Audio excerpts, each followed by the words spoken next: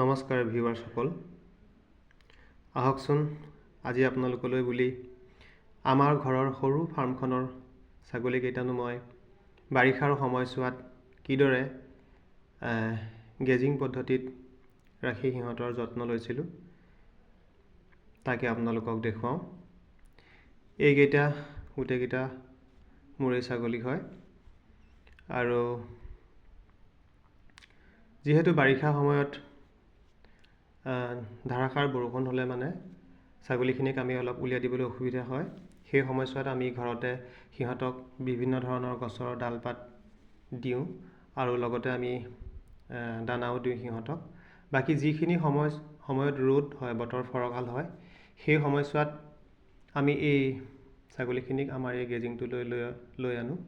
যিহেতু চাৰিওফালে ধান থাকে আৰু চাৰিওফালে পথাৰত পানী হৈ থাকে, যিহেতু এই মাটিডোখৰ অলপ বাম, 2.5 বিঘামান মাটি আছে, সেয়েহে মই এই বাম মাটিডোখৰ বেৰি লৈছিলোঁ আৰু এনেদৰে সিহঁতক গেজিং পদ্ধতিত ৰাখি পালন কৰি আছোঁ।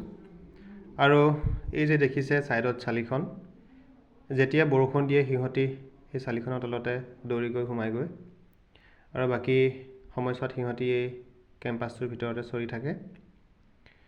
সেয়েহে বাৰিষা সময়ত এনেকুৱা বাম মাটি থাকিলে অলপ সুবিধা হয়, নহ'লে কেৱল দিনটো গছৰ ডালপাত কাটি থাকোঁতেই সময় গুচি যায়। যেতিয়া ধাৰাসাৰ বৰষুণ দিয়ে সেই সময়ছোৱাত ছাগলীকেইটাৰ কাৰণে পাত কাটিবলৈ যথেষ্টখিনি অসুবিধাৰ সন্মুখীন হ'বলগীয়া হয়।